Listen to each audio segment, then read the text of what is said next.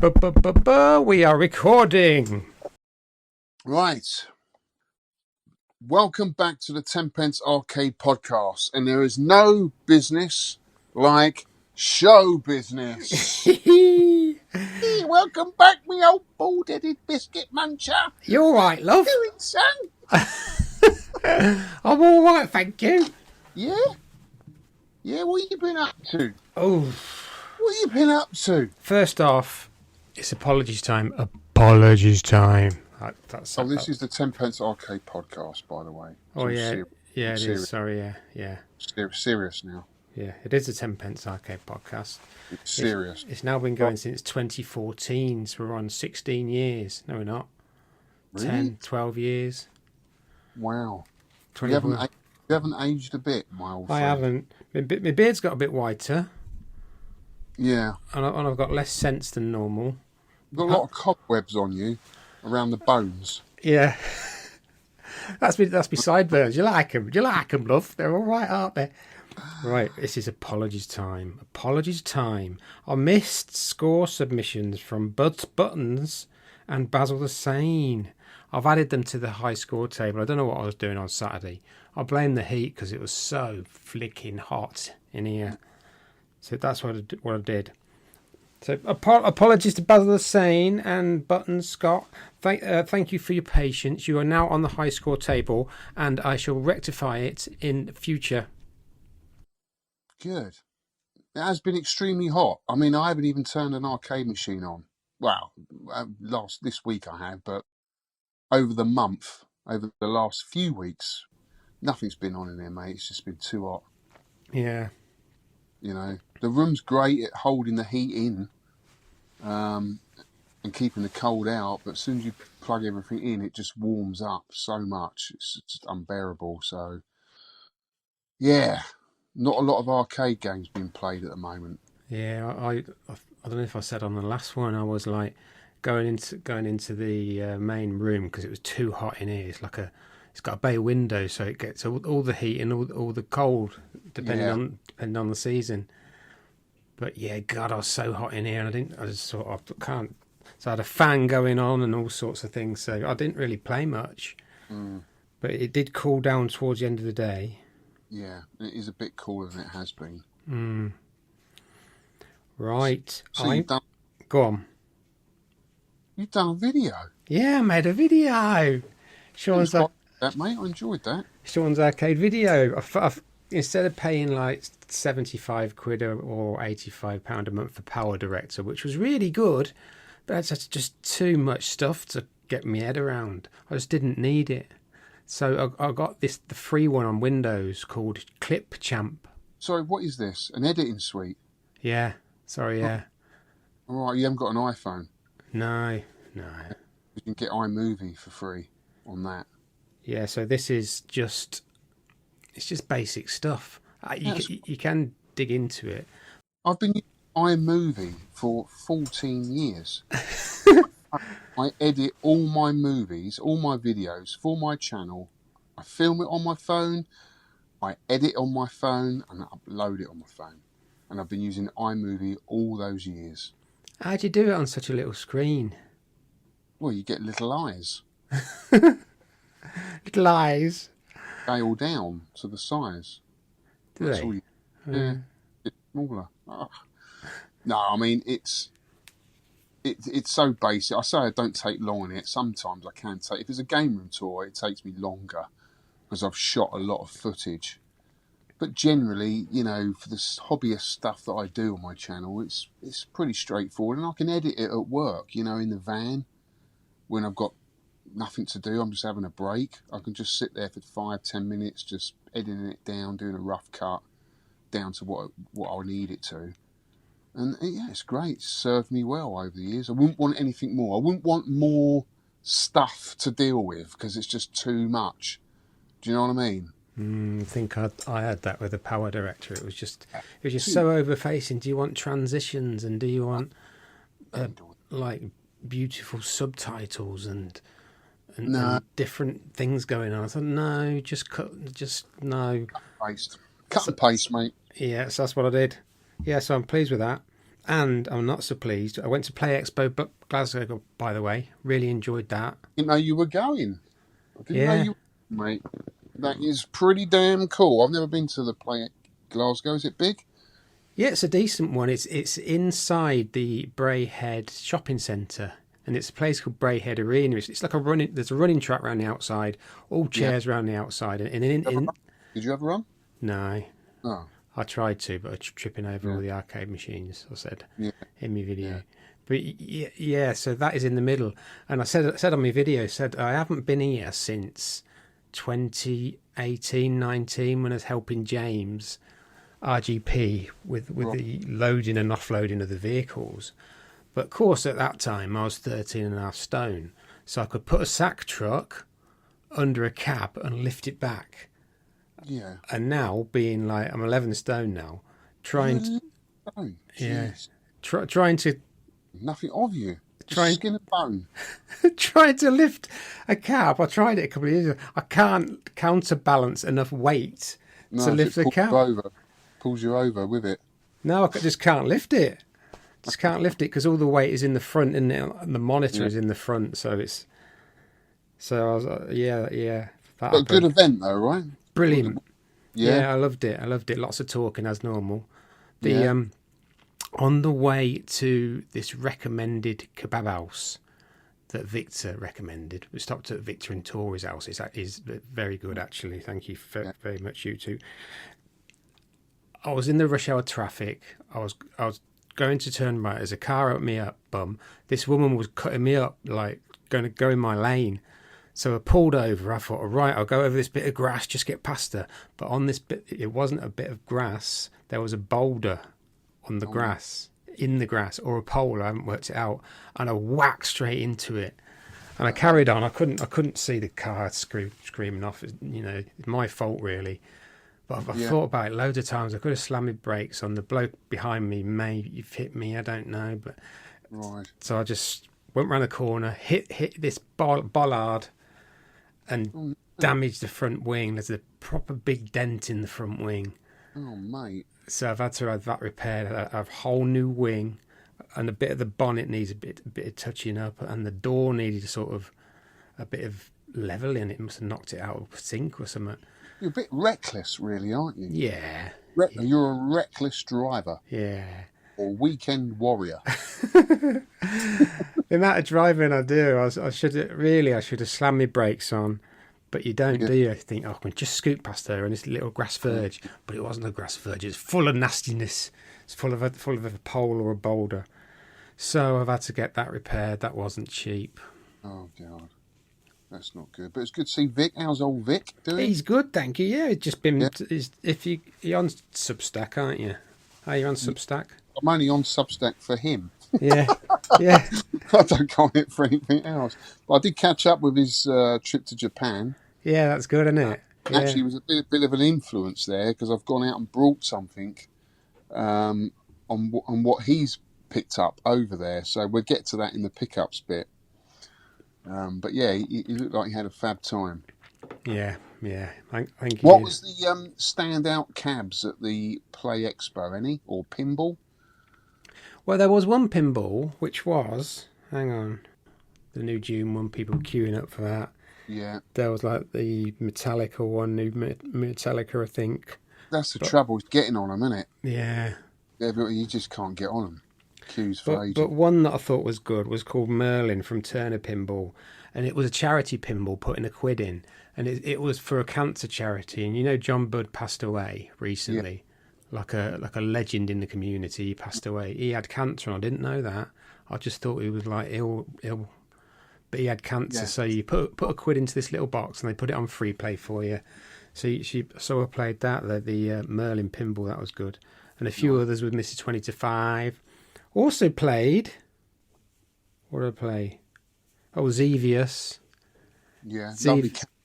Yeah, beautiful. This was in a candy though. I think if it was in a. Nah, it's not the same. What are they called? Them big metal things.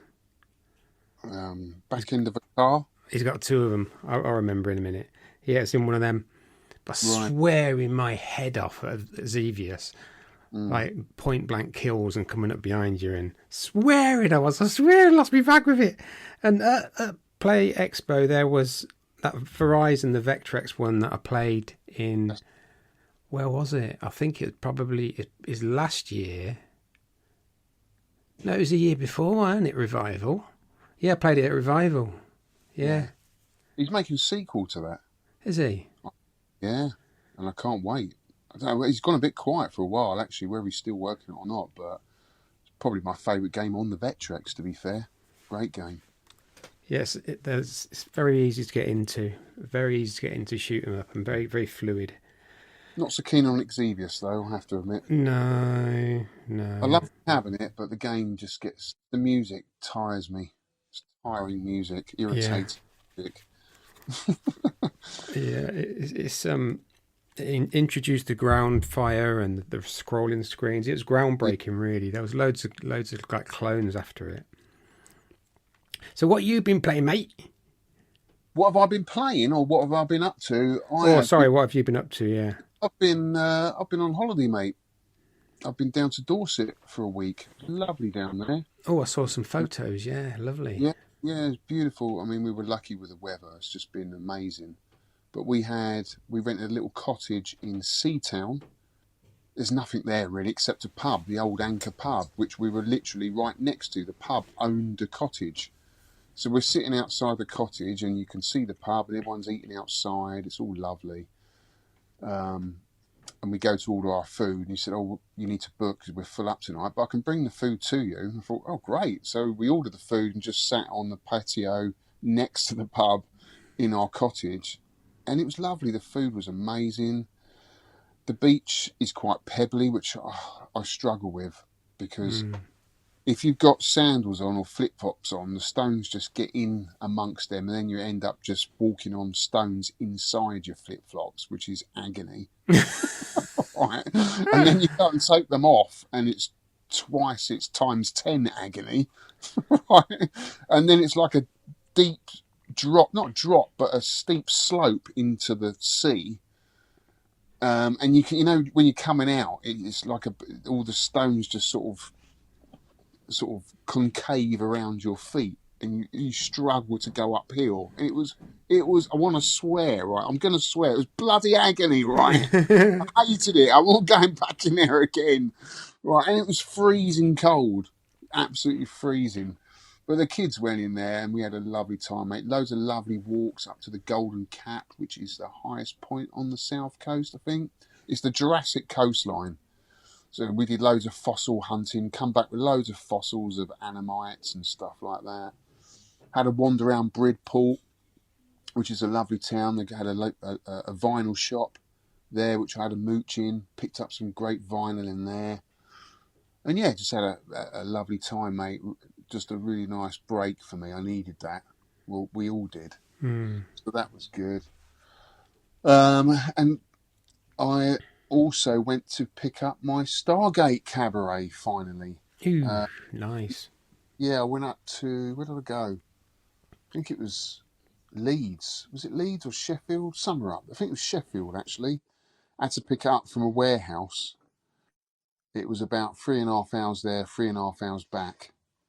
So long old journey, set out early, got there to the warehouse. There was a ton of cabs there. I videoed it all. It's all coming out on it's probably out now. The time the listeners listen to this, it's probably going to be up.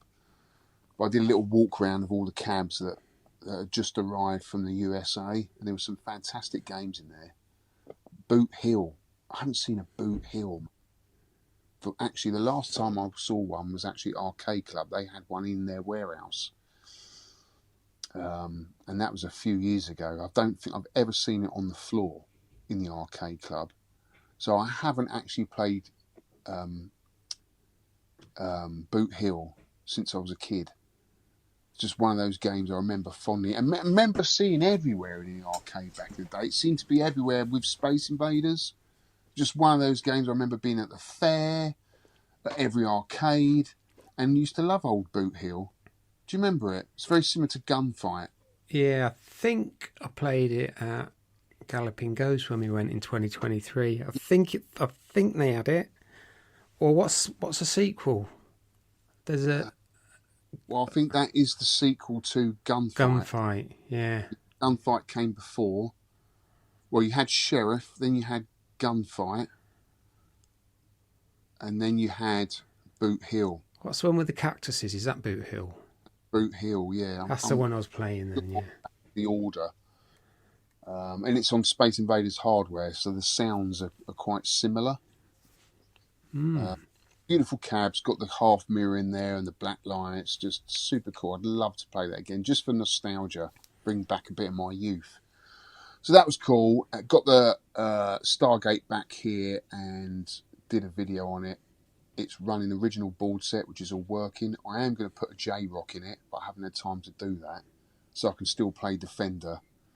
But Stargate, I mean, that takes some getting used to, mate, when you've just been used to playing Defender for a while. Because it's that you've got that added extra button, Inviso. Yeah. And I just keep hitting the smart bomb all the time by mistake. And I spoke to, what's his name? Paul, is it Paul Spriggs? Oh, yeah, Spriggsy, yeah. Yeah, Paul Spriggs. He's an expert player, isn't he, at Defender? Yeah, And yeah. I said, do I approach Stargate in the same way as I do Defender? He said, yep, just go for all the landers. Get the landers out of the way first before they pick up the humanoids and turn into the mutants, because they cause you so much trouble. But he said, use that Inviso button, and after a while, once you've got used to it, you'll find it very easy. He thinks it's easier than Defender because of the Inviso button. Basically turns you invisible and invincible. So you can actually fly through enemies and not be damaged by projectiles as well. Is that So like a limited use thing? well, it's like a little power bar top left-hand corner. All right. But I think it replenishes when you lose a life.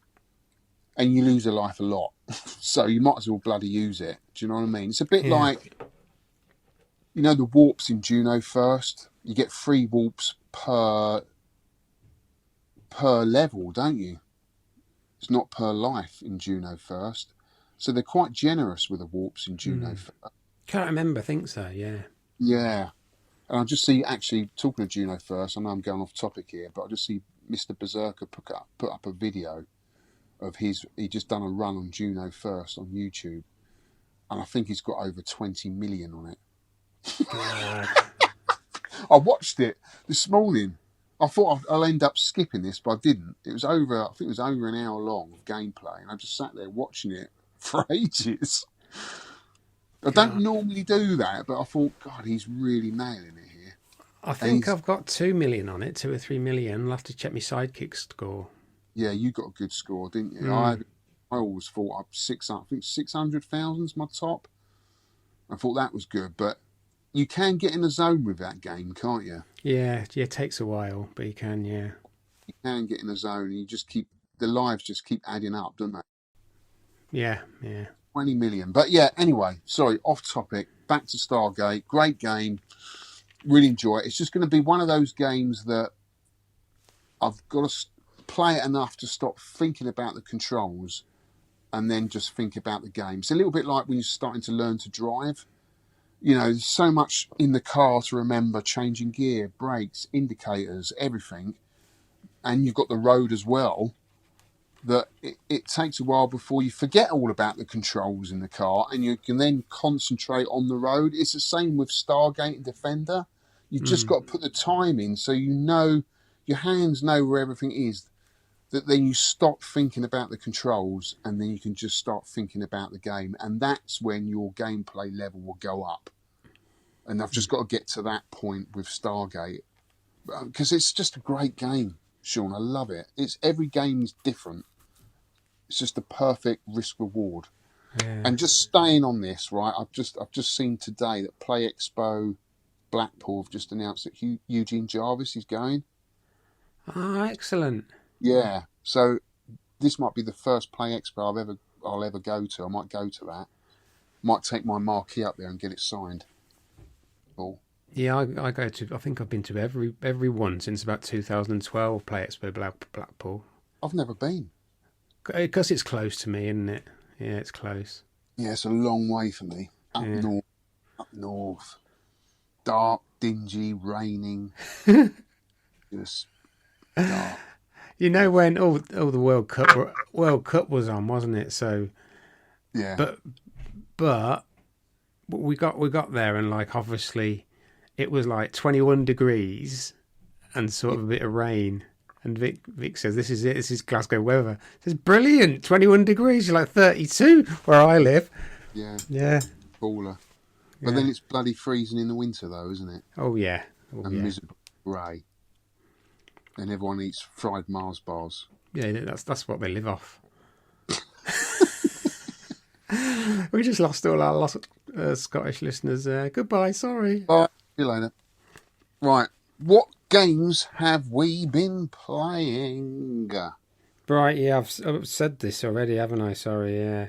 Xevious at Vix, Verizon at Play Expo. There was a reaction thing on Vectrex. I can't remember what it was called. It was only 2 levels, and you're going through a tunnel, a bit like Web Warp, but you're going through a tunnel and you have to dodge everything, like barriers and stuff, and just get the highest score. I can't remember what it was called. It was like a homebrew thing. It was brilliant. It was just about a minute. Yeah. You could play it for a minute before dying. I can't remember the name of it, but that was a Vectrex thing. But yeah, mostly talking again, because I always talk forever about these things and don't play anything, because you just chat to people, don't you? Podcast host. That's what you're supposed to do. Just talk. Yeah. That's your job. What do people expect? They don't expect you to go all the way up there and play games, surely. You're a podcast hoster. You just talk. You're a talk show host on daytime radio, Shaun, you know? That's a good way That's a good way to think about it, that, yeah. I feel better now. No, I do love the talking to people. Yeah. Yeah, I get lost from all the people I go with. Where have you been? Where have you been? Oh, I've been chatting to people. Have you been working the room? You saw Tony Doyle and Neil 20 to 5? Yeah. They're all good? Yeah, we stopped over at Vic's and Tory's, so we went out. Some of that. Went for a lovely breakfast and a lovely kebabs, and oh god, it's so much fatty food in like 4 days. Like my stomach was going, "What's going on here?" Because I'm not used to it. No. But yeah, I put a couple of pound on, I think, then, but it soon come off. Yeah, all that talking. Talk a bit more, it'll come off. But good to see the lads. Yeah, it was. Well, I've been playing Ghosts and Goblins. I've been meaning to play this for a while. It's been on my list of a game I need to do. I need to finish this game. I've got so far in it, I want to finish it. And it just inspired me while I was on holiday. I got tagged into a couple of other YouTubers' videos, and they were doing an A to Z of gaming, and they were picking letters. Like, you had to pick your favourite game from the letter that they'd chosen, and I had G, N and M. So I picked Ghosts and Goblins for G, Metal Slug for M, and Ninja Warriors again on the Super Nintendo for N. And I remember I did a little video while I was on holiday on the beach. I saw that one. Yeah, it was great. Yeah, he's just walking up and down the beach. Yeah, that was sort of a free-form kind of thing, weren't it? Yeah, I kind of like that. Yeah. And I just thought, right, I've said this in the video now. I'm going to get back. As soon as I get back home, I'm going to fire up Ghosts and Goblins. I'm going to play it like I haven't played it before. You know what I mean? And I did. I went back. Before I did that, though, I just went back and watched Tony Riccardi's video, because he's an expert player, in my opinion, at Ghosts and Goblins. And he taught me a lot when he used to come down to the AA, the Arcade Archive. And that's where we got friends there. And he taught me so much about the game. And I thought, right, if I can get back to that level again, I want to finish it. So I've been playing it non-stop, and I managed to get my best score ever, Shaun. 154,500, and I got to the beginning of stage 5. Is that the final one? It's Promultimate. Yeah, but it does get tough from that point. But you know, even once I've finished that, you don't get like the proper ending. You still need to loop it one more time to get the proper ending. But just to finish it on just one loop is enough for me at the moment. I know it's not the proper finish, But even getting to there is tough, and that's what I'm going to do before the year is out. So I've just been playing that non-stop. Also been playing a lot of Stargate.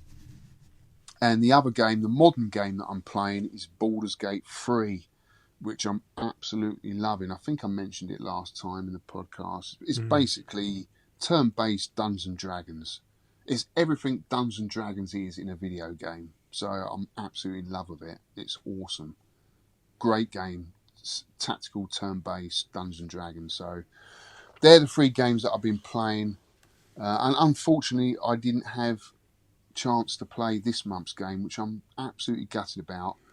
Not only because I was on holiday, but I couldn't find the bloody ROM, Shaun. Could not find it anywhere, and I couldn't find it on the Switch. So I'm gutted about that because, I feel bad. I'm the host and I'm not playing the bloody game. It's not that I didn't want to, just that I couldn't find it. Busy with work, and then I went on holiday, so I just didn't get a chance, mate, I'm afraid. Yeah, I think with more modern versions of MAME, it's not on there, Right. Sorry, more older versions that the Python Jammer and that kind of thing uses. Yeah. They use older versions, don't they? Just because they're less processor heavy for the Raspberry Pi. Yeah. You think a lot of people found that because there wasn't that many playing this month, was there? No, there was a Data East collection, which I think Carlito was playing on. Data East something, it was on that. And it's on an Evercade collection as well. I think that's what he played it on. Right. But not a lot of choice, really, of playing it. And the one, we'll get to talk about it later, but the one that was on Steam has been delisted. Right. It was called Crazy. Yeah. So it's not on there, not available anymore. Yeah, this is the trouble with DLC stuff. This is why I buy physical, Shaun. Actually, someone said to me the other day, because one of my pickups is the Capcom collection on the Switch. I paid a bit more to get the physical copy from Limited Run. And he said, why have you done that? You're playing it on your cab, on your Pi. I said, yeah, I am, but I do have an original board of it. There are loads of ways to play it for nothing. I was like, yeah, I know, but if I said, you could say that about every game. You could say that about pretty much every single game except the latest ones. Well, even the latest ones is all DLC now anyway. Sony's going digital. It's like you wouldn't own anything, and then I wouldn't have a YouTube channel, and I wouldn't have all these friends, and we wouldn't have all these WhatsApp groups, because we're all collectors at the end of it. I know you're not so much, but there are lots of people, a lot of my friends are collectors, and they want the physical thing for that reason, because they bloody well delete them. And then the game's lost forever. They've done that a lot. They did that with the Johnny Turbo games on the Switch. They're all gone. They were kind of arcadey stuff. Can't get them anymore now. So, yeah, it's all physical for me, mate. It's got to be physical. Don't blame you. Right, we're on podcast pickups now. Podcast pickups. Yep. Podcast pickups from Aid Skyway, Aidan Scones. Thought I'd share a couple of bits I was kindly given for my birthday. A lovely book from Numco, From Coin Ops to Tabletops. I do like my handheld retro electronic games. Got lots of nostalgia for these back in my school days. I'll attach a photo of a few of mine from my collection. Anyway, it's lovely. It's a lovely book with so many photos. That's some of these. That if I'll put a picture on the website. The little machine, that little blue machine on the left, I had that. I've got it, mate. Yeah. I've got it boxed. Let me show you. They're the two. There's not many handhelds I had. Well, actually, I say there wasn't many. There was quite a few I had, actually. But this one was my favourite by Bandai Electronics, and it is Champion Racer. Oh, I absolutely love this. It took me ages to hunt this down. It's quite hard to find now, but I love this, and I wanted it boxed, so I remember that fondly. And Missile Invader, boxed. I think I had that, I loved it. I took it everywhere with me. I remember the Grandstand BMX Rider, that was good. I don't remember the Super Galaxy Invader. It just looks like a same game but twice the size. And Touch Me was just like Simon, wasn't it? Yeah. Yeah.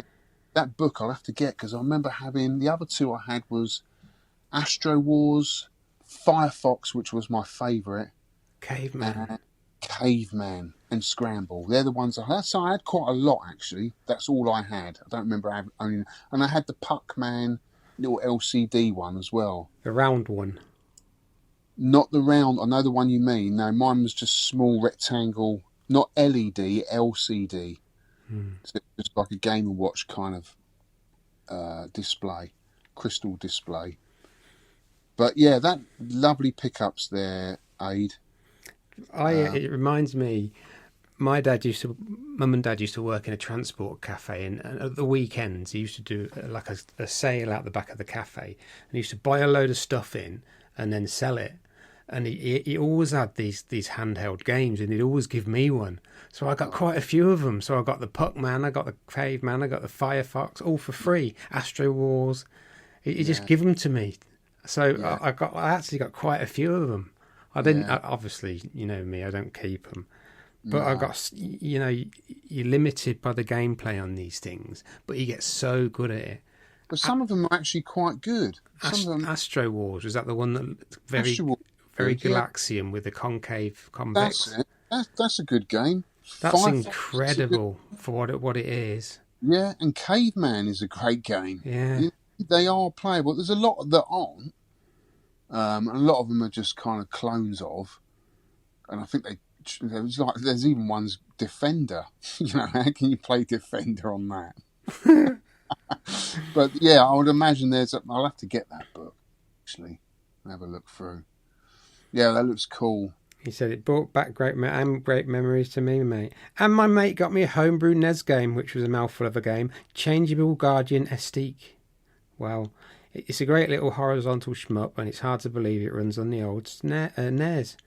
Always look forward to listening to your pod. It gives me plenty of laughs and loads of retro gaming attendance. Entertainment. Oh my god. Cheers, guys, and thanks for all you do. Aid Skyway 73. Nice one, mate. Well, I picked up, and going back to what we said earlier about Vic's Substack. So Vic posted a bunch of stuff that he picked up in Japan, and I noticed a game in there it was a Famicom game, which I didn't even know was on that system, called Insector X. And I think you did it for the podcast, didn't you? Now, I have Insector X on the Mega Drive, but it looks nothing like the arcade game. Nothing. The arcade game's very cutesy, and I can see why Vic likes it. It's a very cutesy game. He likes his cute and ups. Yeah, and I thought, I did not even know that was on the Famicom. So I found one on eBay. I probably paid twice as much as what Vic did. But I thought, I want that. That is so cool. And it almost looks arcade perfect on the Famicom. So I picked up that. Amazing game. Great game.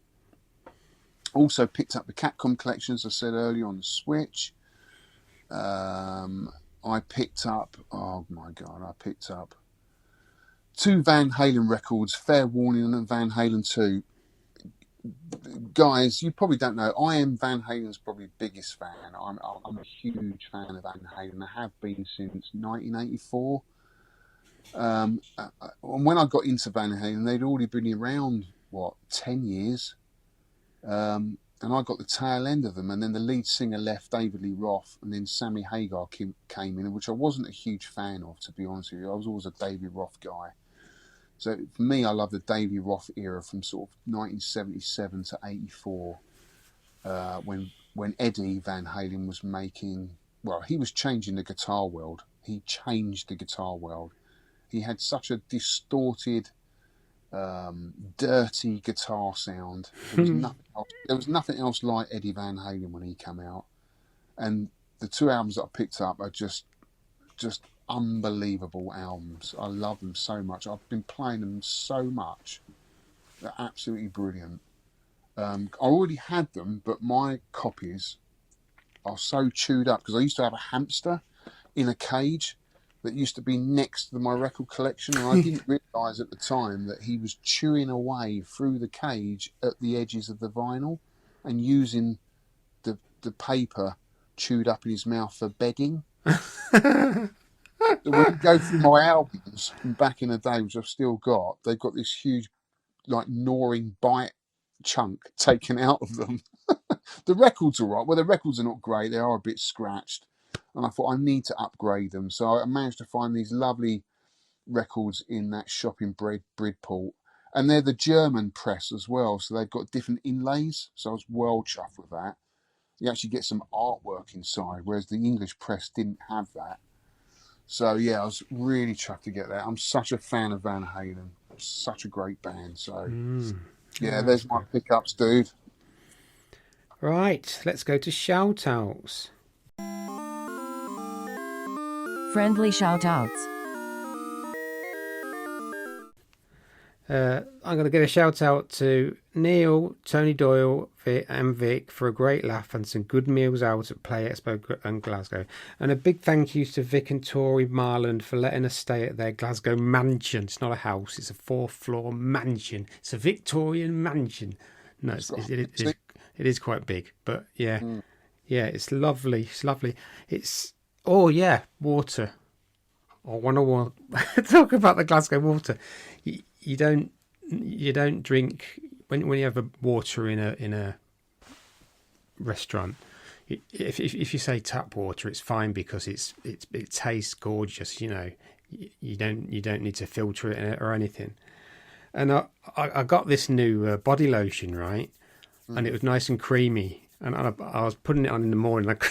And because this water is so soft, like Blackburn water, you just wipe it off. I couldn't get it off. Like lard. Like there's big chunks of like soap stuck on me for hours. Like trying to rub it off. Down the street, they probably thought, "Oh, there's a nice bit of fat. We'll throw that in with the old Mars bar." Yeah. It took me ages to have a shower, so I learned next day. I didn't use the whatever it was out of the squeezy bottle that soap. I just used standard soap, which was better, which didn't take 25 minutes to get off. So that's it. The shout outs for to Vic and Tori Marlin for letting me stay at their lovely house, and to Neil, Tony, and who was the other one? Me. there was 4 of us knocking around. Yeah, Vic as well. For get to shout out yourself. Yeah, shout out to me for crashing the car. And and I'm having a lovely time out there. I really enjoyed it. Nice. Well, I'm going to shout out my good friend Paul Buller for hooking me up with a Stargate Cabaret. It took a long time to come, mate, but it was well worth it. It was a long wait. I think it was over 6 months in the end, but we got it in here, mate, and I'm well chuffed. So I hope you're chuffed with your defenders, because we did a straight swap. I had the upright defender with the Williams coin door, the aluminium coin door, and it was immaculate, that cab. And I would have never have got rid of it unless I'd got a Stargate Cabaret, and he managed to find me one and got it shipped over. So huge thanks to Paul for that. It's in my collection. There's pride and place, mate, and it is one of my favourite games. So yeah, cheers for that, buddy. So you're okay with playing cabarets, aren't you? Yeah. Yeah, you're okay with it, aren't you? It's a different angle you have to play at, really, don't you? Not really. I mean, I've got used to playing on my stool now. Mm. I do play a lot of games sitting down now. Yeah, no, I mean, I have complained in the past that because I'm quite tall, it is a little bit more of a bend over. But no, it's fine. It's absolutely fine. I was probably justifying myself getting rid of it last time by saying that, when actually the reason why I got rid of the Stargate Cabaret before, because I've owned it before, was because I was so into Defender and I wanted the full-size upright. But then what I should have thought was, cabarets in this space are better because I can get more games in. So, it was silly getting that. I should have just kept with the Stargate so I can fit more games in this room. That's the great bonus of having a Stargate Cabaret. Plus, you can play both. You can play both games. It's a win-win situation. More games in, play and play one more extra game. Right. Feedback. We're on to some feedback. Listener feedback. Can we go feedback? Listener feedback. Here it comes. This one, I missed it from last week's. God, did you know what? He was hounding me for ages, this bloke. Do you know him? He's in Neil 20 to 5. Yeah. Emails, he sent me messages, he tried to ring me. I thought, what does this bloke want? Oh, he only wants his message up on our podcast. That's what he wants. He sent a message. It says, excuse the email address. It was Lisa and Hugo was the message from Lisa and Hugo. So when I'm scrolling back through to put the feedback on. Spam. Yeah, I put it in spam. Lisa and Hugo, who's that? But yeah, I didn't spot it. So sorry, Neil, I'm going to read it now for you, darling. Here we go, because it's massive. Do you want to take it in turns? Can you rewind there? Will you rewind? You are? Spam. Talking about spam. Do you like... Yeah, no, do you have HP sauce with spam? Do you know, I've not had spam for ages, but I remember really liking it. I love spam. In a frying pan. Oh, God, yeah. Fried spam on a nice bit of white bread and a lovely bit of lard pack butter, smothered in HP sauce. Oh, God, I'm going to have to get some now. I've not had it for years. God, I wonder if the American listeners know what spam is. If you're listening, please let us know. Luncheon meat, isn't it? Is that what it is? Hey, guys. Oh, that's John. John's Arcade. It's Mr. 20 to 5 here, writing to you from Mrs. M's laptop. Ignore the weird email address. I ignored it so much I forgot it. It's been a while, too long possibly, since I last fed your backs, so apologise for my tardiness. But rest assured I am still here every month, listening to your foolish japes and arcade gossip. And what's finally compelled me to sit down and write this? Your efforts are hugely appreciated. You guys keep me company on many a car journey, or DIY decoration project, or while swimming endless lengths in the pool. He must have waterproof earpods or something. Or chilling in the bath with a glass of Pinot Grigio. Suits you, sir. So thank you. My second apology is to make for my lack of participation in the monthly games. Yeah, there are a number of pathetic excuses for this abstinence. Busy work, busy life, broken cabs and so forth. But some of the other hobbies eating at time. He repairs the hell out of things, doesn't he? But I've also been playing a lot of home computer and console games from back in the day that I really been enjoying. And then, of course, there's the pinball. I'm still here listening, and you gents are still there podding, and I'm grateful for it. But let's rewind to the last podcast, and in particular the information on Donkey Kong on those pesky springs. This feedback might be a bit out of date now because we've talked about it. Shaun brought some breaking news that a clever chappie had uncovered a mathematical pattern to enable the player to predict when a long spring would appear, allowing you to preempt when make the move. If true, this would completely eliminate any random dashes or having to have non-human eyesight and reactions to visualize a spring's trajectory on entering the screen at the top left or base. Do I go or do I not decision. However, Alex was certain that was old news, known for ages, and so he moved on. Now he said, but I'm not sure it is. Having spoken to a DK kill screen, I think this merits some further discussion, as I think this is a new discovery. I'm also very interested in and invested because I love Donkey Kong, but cannot get my head around those infernal springs. So my game is always ending around 100k, and I get super frustrated. So what if there was a way we could somehow calculate when you go? This could be a literal game changer. Please tell me it is so. All my love, Mr. 25. P.S. I'm hoping to change out a pinball table soon. Like I said, this is a month old now. And get some new furniture in to better showcase the computers and consoles. At which point, I'll send over some game room pics. Thank you, Neil. I think you said I think you said that there is some merit to that sort of calculation, didn't you? Yeah, there is some mathematic calculations to that. Yeah. Improve, yeah. I was wrong. He was right. I don't know if it would make the gameplay any better.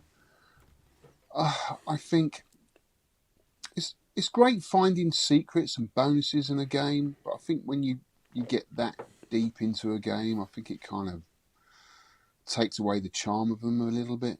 You know what I mean? You start getting to mathematics, you know, work stuff out. I mean, there's obviously good players out there that can do it and don't know about that side of things. And I think that's really how you got to play it. You know, just the vibe of it. Just go with the and enjoy it. 100,000, Neil, is a good score, mate. You know, is a good score. There's lots of people that can't even get that. You just got to enjoy the game for what it is. And if you're getting 100,000, you enjoy it. That's cool. I don't think I got much more than that. I think I probably got 160,000, and I was kind of plateauing at that for ages. And I haven't played Donkey Kong for years now. I used to own the cab, but I haven't played it for years. I kind of had my time of it, really. You know, I had a lot of nostalgia for it. It's like with a lot of games, really.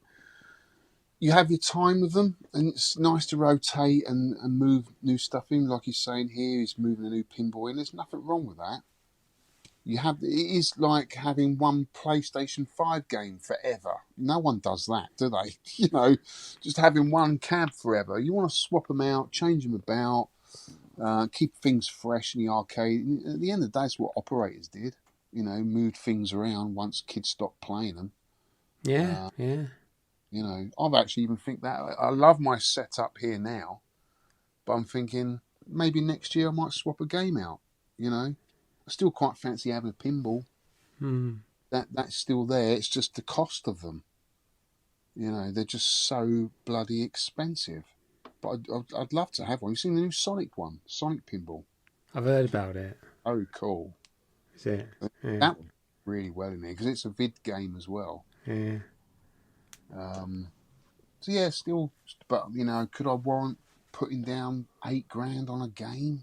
That's a lot of money. I'd rather spend that on something else. You know.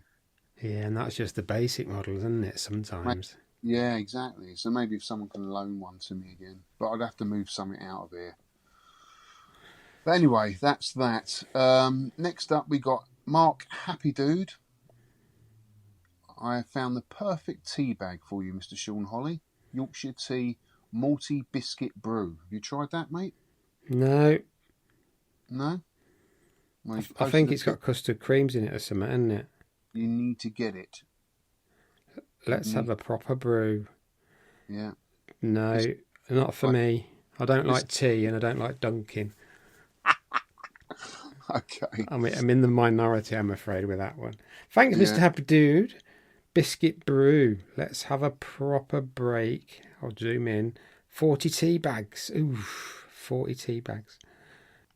Right, we've got a comment on Metal Slug from Swampy77. Do you know Swampy? You might know him now. You know, the name rings a bell. I can't put a face to it, but the name does. I'm sure I've seen that somewhere.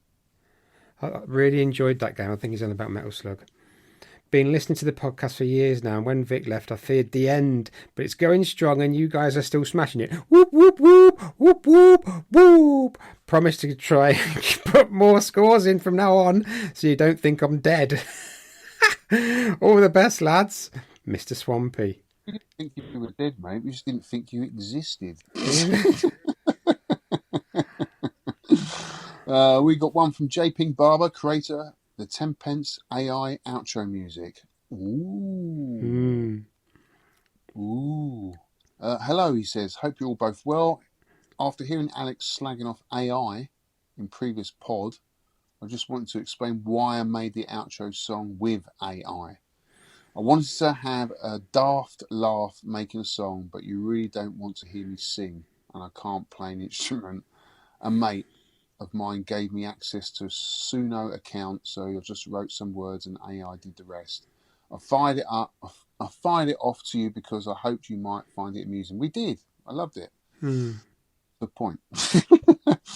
I don't think I did any harm, but it sounded like Alex was telling me off for using AI. No, it wasn't directed at you personally. I was really talking about AI in general, and a lot of artists are saying the same thing, that the AI is using their content to create stuff. And I think, in most situations, you need permission to do that. Yes, AI doesn't have permission. It just does it anyway, and that's wrong. And everything that's created by AI should be stamped with AI, so you can either watch it knowing it's AI or not. You got the choice to. I've noticed some YouTube's videos come up now in the bottom left, AI, made with AI. Yeah, but that's good. Yeah, it is good, yeah, so Switch off, because I'm not eating it whatsoever. So that's good. Some guy said in the comments it's about creatine, because I'm taking creatine to bulk up, not to bulk up a bit, but for increased, I got it for increased alertness and not these lulls in the afternoon, which has actually worked. So I feel more awake in the afternoon. And I feel, Jan said, I feel, I'm a bit more, what do you call it, defined at top. But that is creatine, I think. But I was looking at it, and it was AI, and some guy, this is AI slop. And some other guy said, whatever, just listen to the content. Pretend it's not AI, just listen to the content is good. So I thought, right, I couldn't even tell this guy was an AI bot or whatever. So I just listened to the content. But there you go. To listen to something that's pretending to be something else. Yeah, sorry, I'm just not into it. I'm not into it. Look, maybe it's my age, but I grew up in an era where bands literally, like we were talking about earlier about Van Halen, went in and recorded an album pretty much in a couple of days, and they're all in the same room, and you can hear the energy, the laughter, the human characters coming out on the record. And it feels, when you put that record on, it feels like the band's in the same room as you. It's that live energy that you just don't get from music today, because it is so overproduced. And you can tell it's AI. I mean, the Stones have just brought out an album. They say they haven't used AI, but they have used AI to correct the tone and stuff. And just let it go. Yeah, this wasn't music. It was just a guy talking. But I know what you mean. Or this guy. But this, going back to the guy that's done, I think it was just a laugh. I get it, but that's where it ends for me. Yeah. He says, is this shaping? Yeah. I'm in the same as Alex, thinking that AI can be really destructive to original artists. Using authors' artist creations and not paying them compensation is terrible, and I hope the law will punish anybody that does this. And I don't want to hear AI music in the charts either. But I don't think my Daft song is doing any harm. Anyway, looking forward to the next podcast. Take it easy, Jason Barber. It's not Jason, and I appreciate it. It is just a laugh, because this is a silly podcast, let's face it, and having some silly music at the end just adds to the extra silliness of it. Yeah, I like that song. It's catchy. It's catchy. Right. Yeah, go on. From Ian the Funk. You got the funk. You got the funk. It's the FUNK. You got the funk. Woo! Sorry, go on. Johnny Holly boy. Ooh, funky on the podcast. He did it to the Adderton Boat Lift Visitor Centre in Northwich, Cheshire. You never know what's on your doorstep, do you? And there's a load of Olwyn penny pushers. Bit before our time, but still cool to see some electromechanical, well, not even electro, some of them just mechanical. But the old Allwins, we all talk about cabs, will they ever go down in price? I think they have gone down a little bit. But when you look at these Allwins, which are pre-war, I think a lot of them, they still command sort of £300 to £400. Some of them are really collectible. You wouldn't think that, would you? I mean, who's got nostalgia for this stuff today? No one. But people still collect them. And the little puppet shows there he's taking pictures of. Looks really cool. The haunted churchyard, which is basically like a little doll's house in a metal box. You put money in, I think, and probably things light up and move around. Vintage mechanical novelties. 10 tokens, £4. Yeah, it looks lovely, that, mate. I would have gone in there if I'd seen that. Looks lovely. So that answered my question. I was going to ask him to. Can you play them? And of course you can. There's the tokens thing there. So Yes, thanks sir. for that, Ian. That looks amazing. All these really old. I did see some in Brooks Collectibles in Blackpool, but they were not in. There's only a few of them, and they weren't in that good of a condition, to be honest. Right, we have Emmanuel Perillon. Very useful feedback is put. Hi guys. I've done that with John's Arcade again, haven't I? Hi guys. Just a quick shout out from France. I've been listening to the show from the very start, and I think I've only written in once because I'm an idiot, a bit like Shaun. So thank you so much for bringing us the definitive podcast about biscuits, chimneys. Kicking chimneys off, weren't it? That's great, that. And spreadsheets. Talking about video games sometimes doesn't hurt either. But I'm having to cross my fingers to listen to the 10 Pence Orchestra again. Love you guys. Keep it up. Cheers, Emmanuel.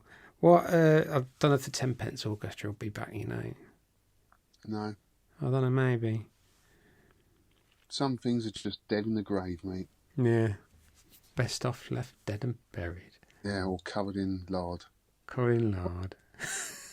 Davey Boy or Dave Doran. Hey guys, missed the deadline again. A lot of people missed the deadline. Come on, get your act together. Not had much time this month. I can talk.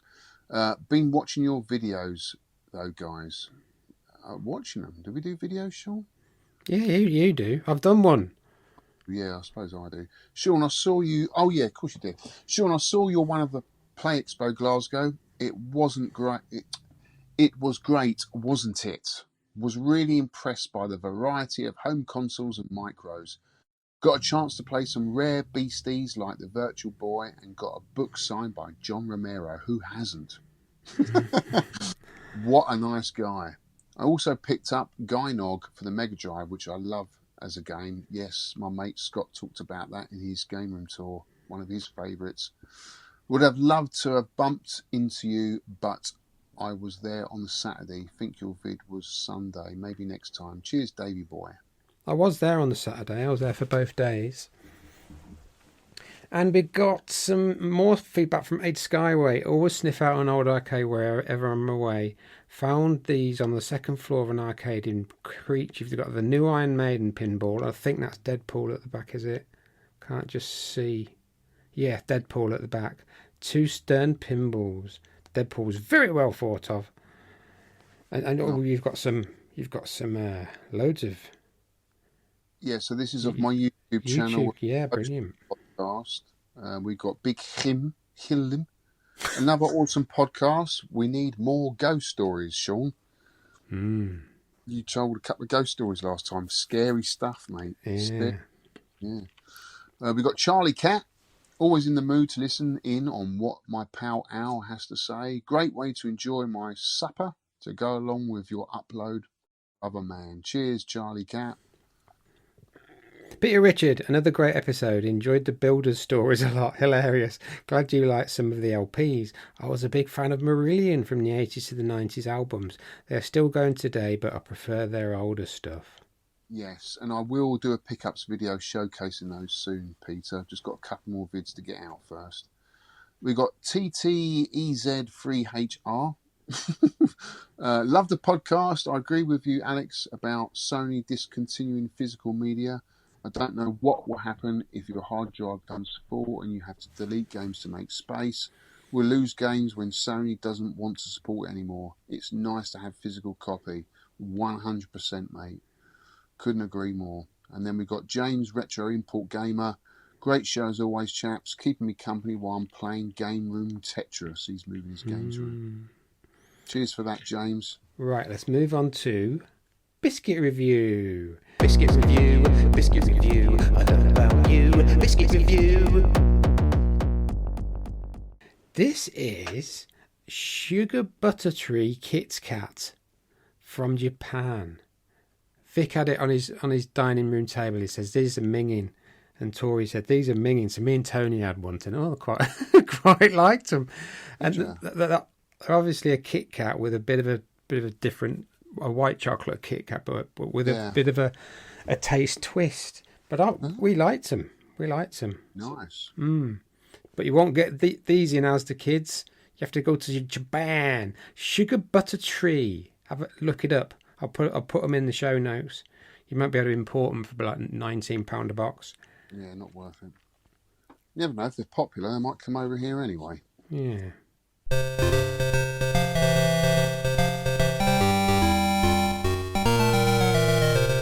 Musical memories.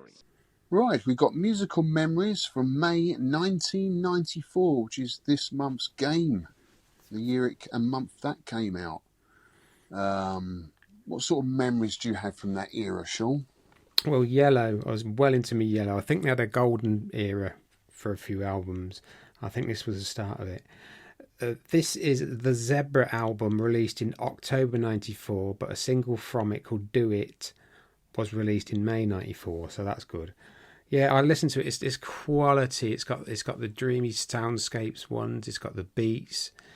It's got the weird kind of lyrics from Dieter. It's got everything, this album, from its quintessential Yellow. The last couple of albums, I think they're just not brilliant. The last couple of albums, I think they're sort of, it's Yellow by numbers, if you see what I mean. It sounds okay, but the actual energy, like you said, in this and the yet newer ones is not quite there for me. Yeah. Album. Yeah, I don't have a lot from that album, but I do remember when I looked it up, 2 albums I remember from that time of year, 1994, was Censor, Stacked Up. What a great album that was. Sort of a Prodigy kind of sound. Quite big here in the UK. Do you remember Censor? No. No? Well, check out the song Stacked Up. You'd really like it, Shaun. It's your kind of vibe. Got kind of dancey, rocky vibe to it. A bit Prodigy. It's quite cool. Anyway, I was into, and I wasn't. Do you remember Seal?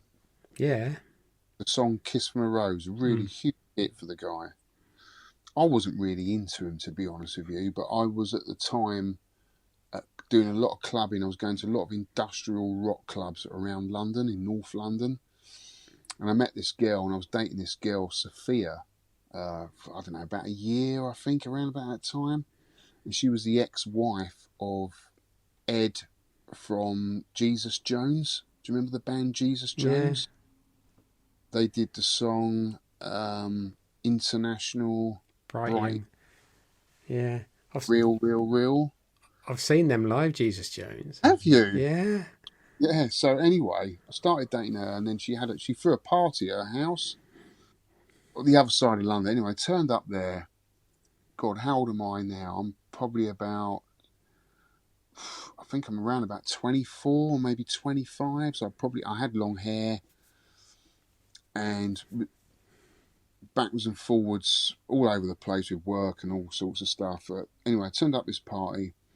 She didn't tell me that she was married to the Jesus Jones. I found that out at the party. Anyway, who turns up at the party? All the people she knew through the band. She'd split up with the lead singer of Jesus Jones, but they turned up anyway, and it was all amicable. And then who walks through the door? Seal, like the height of his success, walks through the door at this house party. And I'm standing there rolling. I used to smoke roll-ups then, and I used to be able to do it with one hand. I had this one-hand trick where I used to be able to roll and lick the roll-up with one hand. Yeah.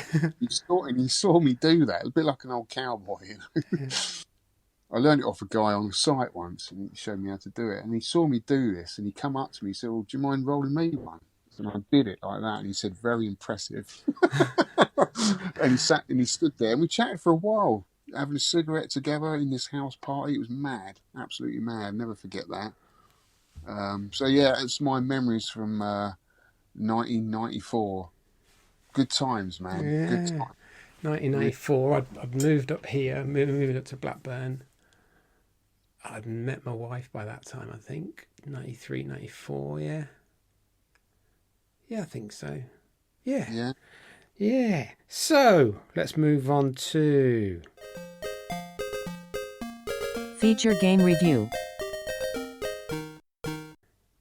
Featured game review. Yeah, the featured game review. It's all yours, Shaun, boy, because I didn't get to play it, mate. Oh, I know. bugger. So I need to listen in to tell me what this game is all This about. game is called Joe and Matt Returns. It's Data East 1994, May 1994, which is very, very music with me. Joystick and 2 buttons, attack with club and jump. It's a sequel to the 1991 fight and go right game called Caveman Ninja. It's weird, isn't it?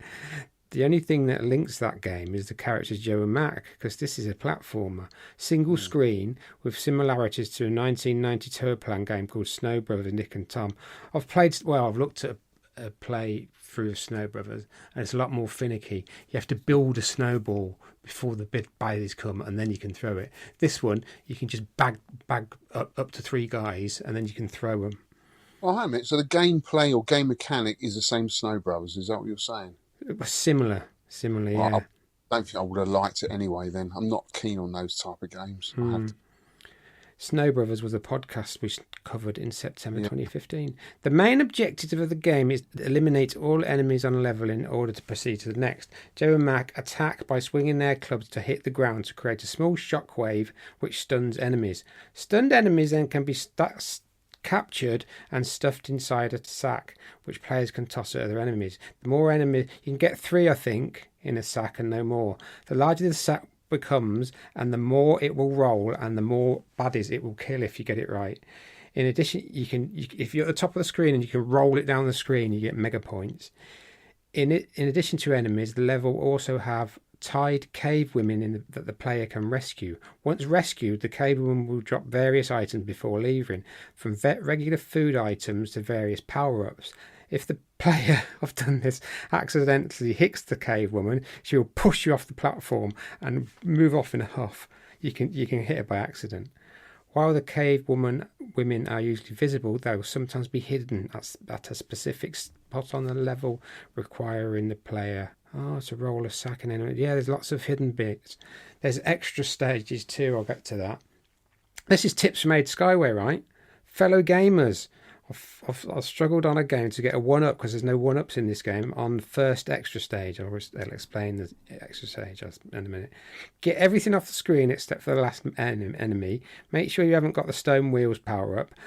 Bag him and chuck over the bottom platform. I made a crappy video to explain. Make sure... Yeah, I think he just keeps throwing this stone thing into the corner and eventually a 1-up turns up. So there is 1-ups in it, but you've got to find them. Power-ups, sparkly club, long-range shockwave. Roller skates, speed up, you need that. God, you need that. Big club, clears all enemies on screen. Stone wheel, clears enemies without bagging them. Hammer, stuns all enemies on the screen. Huge hammer, extra stage. This is like loads of girls at the top and 2 robots at the bottom. You've got to get it to the top. Like when you touch with the women, you get all the power-ups. Get down to the bottom, and then there's 2 robots to kill. Right, boss battles. I might have got a bit bored with this, as you can tell. Number 1, Rhino. I struggle with that Rhino. If I didn't have a speed up, I couldn't shoot the mini rhinos quick enough to hit the big rhino because they kept appearing on the screen and I kept dying. I kept dying on the first level. That's pitiful. But if I had speed up, no problem. 2nd level, mammoth. 3rd level, big shark. 4th level, T-Rex. 5th level, I got bored now, a huge ice cream sundae. 6th level, a skeleton made of chipboard. I might have made these up. 7, a rogue toaster gone mad. Awesome. Final boss, Grandmaster Gorgonzola. He was a skeleton with like a heart, and you had to kick in. They sound cool. Areas: forest, volcano, ice caves, underwater, jungle graveyard, and the theatre of biscuits. Oh, right up your street. I might have made that up again. There's rude cutscenes. There's proper rude cutscenes where Joe and Mac actually laugh. That there's a girl in the bath or girl in the shower, and they knock the shower off. girl in shower, stealing girls' knickers, stealing girls' bras, and then she's like covers herself up. It's proper like Japanese stupid humour. What do you think? Oh, you can't say, can you? Graphics, cool animations. Each area is different. The sound can be nice and cheery, but it's linked to the sounds are linked to the level. So the jungle levels are dun dun dun, jungle drums and that. So the graphics are really good, full of character, not Metal Slug good, but the sound is nice and cheery and it can get deep. Nice tunes seem to match each level. Ports and sequels. There was a sequel on various systems with Joe and Mac 2 Lost in the Tropics, which was another fight and go right. There's also a sequel on the SNES called Congo's Caper. Yeah, doesn't play like No. the one you're talking about. It's like a platformer. I used to own that. Which is in between Joe and Mac 1 and 2, like time wise. It plays a bit like an early Sonic and Mario games, but with clubs. This platform had 4 ports and no sequels. Switch, I think they've been delisted. Antstream 2021, that might still be on there. Steam on good old games. Retro Classics, now that's delisted as well. God. And Evercade, at least they're on the Evercade. Yeah. Trivia. Both Karnov and Makoto Mitsuguchi appear as regular enemies in the final world of the game. Don't know who that Mitsuguchi guy is. An armoured soldier from Rogue Armour Force appears during the game's bonus levels, while Dr. Dog Ego, don't know who he is, appears as the final boss. Woo, so I enjoyed it. Yeah. But I had to have a speed up to get past that rhino. Is it better than Puzzle Bubble and what's the other one you were talking about? Snow Brothers. Snow Brothers. What's the other one? Something Pop. Tumble Pop? Toy Pop. Tumble Pop, isn't it? Tumble Pop, yeah. You've got one on the Neo Geo called Nightmare in the Dark. Yeah. They're all quite similar, aren't they? Yeah, I never liked Bubble Bobble. I know people love it, but I just never even liked it. Loads of people love that game. I know. So ports and sequels, yeah. Platform versions, trivia.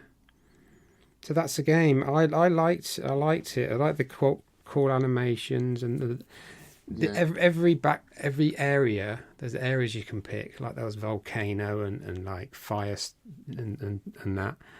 And they were well drawn, but it's a single level, so they can be as well drawn as they like. Really, there's no scrolling on the level, and they're like there's a snow one where you've got the inertia of the skidding and that. But I was getting through the first level like with 1 life, just that blinking rhino, and then taking it very, very slowly. So instead of trying to bag 3 guys and get mega bonuses, I was just bagging 1 guy and just killing them. So I actually got quite a bit through level 2, area 2, whatever it was, volcano or fire or whatever. And I got 80-odd thousand, but very low score. I think 19 players this month, not many at all. Either a game they didn't like or gel with, or had struggled to find it like I did, I would imagine. It could be because the World Cup was on as well. I didn't think of that. Yeah. Did you watch it? Did you watch any of the World Cup? No, I did because Nush's boy wanted to watch it, but I'm not really fussed. Really, I'm not really into football, Shaun. But yeah, I watched the England games, and they did what I thought what was expected of them, an average tournament for them, really.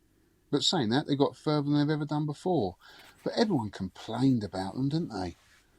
Oh dear, didn't they complain about the English football team? It's like, it's how they've always been. What else do you expect?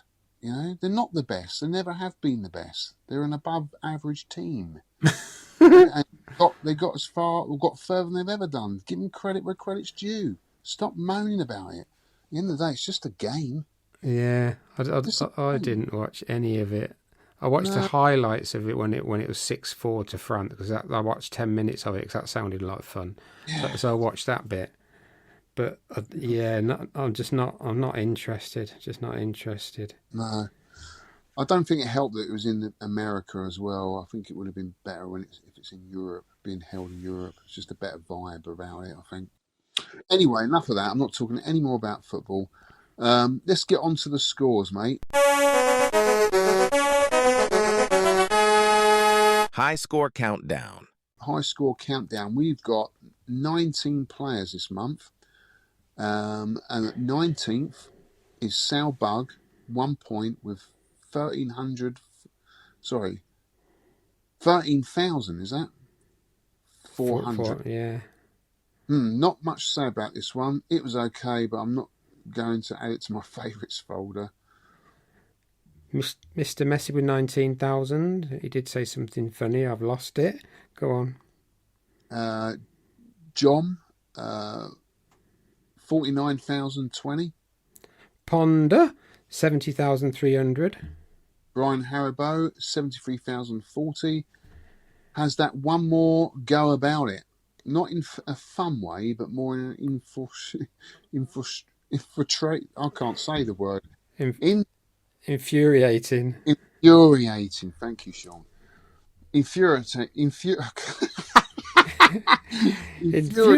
way, yeah. Making you hate it more each time. Yeah. Stacey King, 74110. I'm a big fan of single screen platforms. Not had much time to play this. Not as good as Bubble Bobble. It lacks pickups, extra lives. See, there is extra lives you can find. They're hidden scoring, and to rush to get to that big scoring item and big bonus on killing multiple enemies. Not got that either. Oh yeah, it has, but yeah, there is. They have, like, the top players did find extra lives hidden, but I didn't. There's me in 13th place with a pitiful 80,090. 12th place, we've got One Punch Ron with 85,350. I'm away for my arcade for a couple of weeks, but the 10 pence score continues on the plane and beach. How does he play it on the plane? Thanks to Evercade Retro, 85,350 for Joe Mac returns. Managed to beat my arcade score while here in Egypt. Or in the pyramids. Oh my God, that's got to be a first, isn't it? Playing arcade games in a pyramid. See, that's on the Evercade. I like this one. Very Snow Brothers. There you go, Tumble Pop. I was right. Tumble Popper's in a maze. I looked at it yesterday. Peter Rhodes, 86,400. Hi, Shaun and Alex. What a simple game. Should have been really easy, but for some reason I just kept making stupid mistakes at all the wrong times. Me too. Probably a lack of patience on my part. But as a result, it never hooked me in. It looked good and sounds good every time it shouted something suspiciously like, "Let's go!" I was waiting for Nintendo's lawyers to turn up at the front door. I also appreciated the old school Benny Hill style action, but overall I don't think I'll be playing it any time again soon. As ever, top job on the show, and thanks for all the waffle, Peter. Thanks, Peter. Nice. Majok, 93,700. Mark What No Gravy, 95,510. Mitsuyama, Stephen Bell, 130,740. Hi, Alex and Shaun. This month's game was not really my cup of tea. The best I could do was that score. I didn't like how you'd fall off the platforms before you reached the end. I also disliked how the enemies were invulnerable when you were spinning. The graphics were great though, but I wasn't so keen on the music. Take care, chaps. Right, Swamp Donkey, we've heard of him in the feedback. 4 points now, 133, 160, a few goes, but I never really got on with the likes of this. More like Bubble Bobble Snow Brothers Rodland. I forgot about that one, but this one's no different. It doesn't like that kind of thing. I couldn't bear to play it any longer. Oh, well, dear. Gaz Quickfall, 5 points with 162,530. Joe and Cack. The game is Bobbings. It would be good if you could get a few more extra lives. It would make this game 100 times better. Pingy's had his first go on our podcast of the year. 299, 290, 2.5 hours of rage. Finally got a game going. I'm so glad I missed this game this month. Aid Skyway, 7 points with 342,080. Squeezed a few final attempts in. I did enjoy trying to discover the hidden secrets, but the gameplay is a bit samey. Excuse me, I've got a burp. That said, it controls nicely. Movement and jumps are tight. Good little game, but there are better ones in a similar style. What's your style? What's your style? Go on, do it. The art of fighting without fighting. Show me some. Don't you think we need a little more room? Where else? That island. We can take this boat. Okay. Don't try and pull yourself off the line, else I'll let go of rope. What are we on now? We're on Rygar, I forgot. Yeah. With 8 points, Rygar, 408,020. Okay, I'm close to overdosing on Joe and Mac. It's turning into a bit of a test of patience. Gonna wait until you guys catch up before playing again. Who's got 9 points? How'd you say that? 9 points, Jack Selby. Jack Selby. Oh, Jack Selby. Jack Selby. Oh, we started off now. Jack Selby. Jack Selby. Jack Selby. We need to video this. He's having a stroke. He got 9 points. 9 points. Oh, you're saying it. Go on. Go on. 446,720. Right, go on, Carl. Carlito's Way.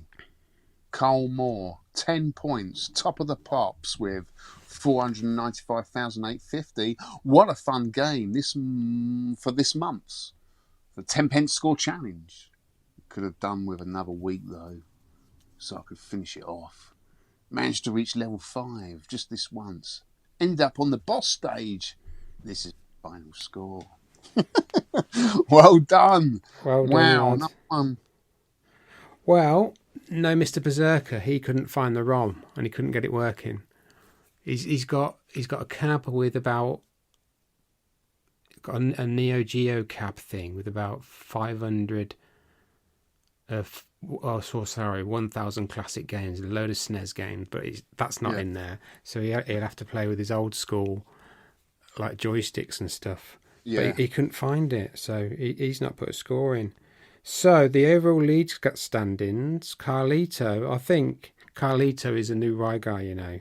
77 points. Mr. Berserker's second was 63, and he's only played 7 games. He didn't play this game. So them two have only got about 4 or 5 games that are sort of way far away now. Rygar, 46 points. Mitsuyama, 40 points. Skyway, 38. I put these on the website. Alex is in joint 12th with 400 4 other people. 4 other people, right. This month's game is going to be it. I'm going to jump all the way up. With 9 points. Mm-hmm. With 10 points. You should be going further down, mate. I know. Close to me last month, and then you dropped down. I've played 9 games and got 8 points. No, I've played 8 games and got 9 points. Oh dear, oh dear. We've got Ponder, what no gravy, all the way down to Vic at the bottom. That's just because it's alphabetically ordered. There's loads of people that play 1 game. Yeah, so I'll put all this on the show notes. So it's Carlito. It could be Carlito's year this year. He's got to do something really bad for Mr. Berserker to catch him up now. Last year's winner. And Rygar, I think he's taking a bit of backseat like Charlie Farr did, letting other people win. I think that's his plan. He's still playing though, still contending, which is good. Mm. So how many 10p's would you put this in back in the day then, mate? I think 7. 7? Yeah, it's a cool little game, but when I lost my speed before the Rhino, I was screwed. Right. I think I did it once because the rhinos kept spawning. So I've got little rhinos. I wasn't just fast enough to Yeah. clear them out of the way. I think I did it once and got through, and then I had one life to hold on to. So I wasn't. My problem was trying to bag too many things at once, and I kept dying. So when I got to level 2, I just bagged one thing and just like got, because I knew I was going to die, and then just got through to about 80,000. Right, yeah. You haven't played it, have you? Shaun? I got no No, point. You could have no just 10p's for me. you could have just put it on, and you couldn't put it on, could you? You couldn't I find it. couldn't put it on, mate. Couldn't find it. And I was away on holiday, don't forget, as well. Yeah. Just a difficult that month for me, unfortunately. Yeah. It's all good, though. It's all good. I'll be on it this game for sure. Next show's game, which is my pick. Next show's game. Next show's game. We haven't written this down because we were going to pick Alpha Denci, Equities. The game was Equities, but we couldn't. We don't think it's out there, do we? Or it's not on the Switch. It's quite hard to find. We was a bit unsure about it. Yeah, It's a game I definitely want to play, but I think it only sorted its ROM out in like MAME 205, which is a 2018 version. Right. Of. So we might come back to that. If you've got a Raspberry Pi, which is has to use older ROMs because of the speed of it. It wasn't on there. I looked on mine. Mine's like a Raspberry Pi 400. Yeah. And I've got Final Burn Neo, and it's not on there. So yeah. So we at last minute we changed. I had a quick look through Hardcore 101 Gaming book that I have, the guide to shoot 'em ups, and I found a game. Well, I found a few there actually, which I think we need to do. But one I picked out was Dangerous Seed by Namco. Yeah. Looks pretty cool. Have we got the settings for that, Shaun? Yeah, it's in the service menu, but they're all standard. Standard. The ROM is dangseed, DANG seed, DANG seed. The shot is rapid, and difficulty normal, but that is in the service menu, so just leave it as default. Right. That is it. Dangerous Seed, Dang Seed is your ROM. Shot rapid, difficulty normal, but they'll be as the default settings anyway. Yeah. So Because it looks a little bit cross between sort of Truxton and sort of Darius kind of vibe. I'm getting. Yeah, cool. So submit your score. Saturday, the 22nd of August, 5 p.m. UK time. Get your scores in, kids. You can use Twitter, X, #10pscore, Sidekick app in the 10pence Arcade Club section, or the email biscuits@10pencearcade.com. We had a problem getting Joe Mack in. I spoke to Rich, the programmer of Sidekick, and he didn't reply for a long time. But when he did reply, I said, "Can you put Joe Mack in?" He put Joe Mack in, but I think that was. He got back to you then? He did in the end, yeah. He never got back to me. He's still out there then. Yeah. Cool. Anyway, get your ROMs from wherever you can find legit arcade ROMs. MAME, Switch, Evercade, Raspberry Pi, Antstream. No continues allowed. And there we go, kids. That was another fun-filled, action-packed, storytelling bonanza. Wasn't it, love?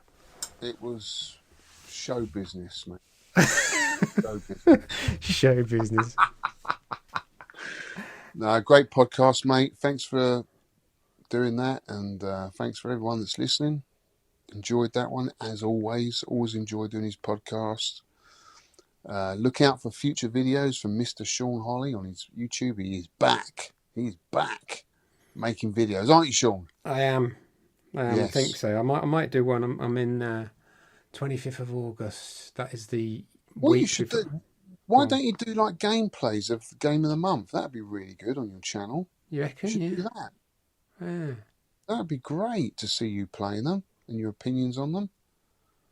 They're quick and easy. You don't have to edit them. Just, put the phone in front of the TV and away you go. That'd be great. Yeah, telling you what to do, inspiring you to make videos, mate. Yeah, I like your laid back ones, which is Saturday night. Your Saturday night, The live. the live ones. Yeah. Yeah, I'm going to return to that. It's just busy. This time of year is busy. This summer months are busy, so me and Ed haven't been able to hook up. But saying that, I'll do them on my own as well. I don't need Ed here all the time, but it's nice to have someone else to bounce off now and again. So I will get Ed back, but yeah, the live videos will come back. I've got my Stargate video coming up this week, so there's plenty to watch. There's plenty to do. But it'd be nice to see some videos from you, mate, as well. Yeah. Do you know them YouTube shorts I did? I Yeah. did a few like of Arcade Club. They got like 1,000 views and stuff. Yeah. So I've never done a short on YouTube. I've never really been into them. no, they are immediate. You know, you just do them. You can't.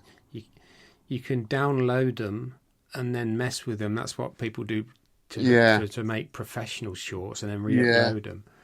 I'm not really into that. I'm just doing it as a hobby, mate. Yeah. Just do my thing.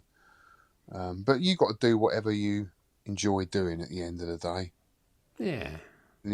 But I do think, because you are good at games and you can go quite deep into them, I think gameplay videos of the game of the month, or even just other games, would be really cool on your channel. Yeah. You know? And have a think about it. Anyway, guys, thank you so much for listening. Shaun, cheers for doing it with us, mate. And I'll see you on the next one. Yeah. See you on the next one, lads. Thank you very much. Gang. Cheers, mate. Cheers. Bye.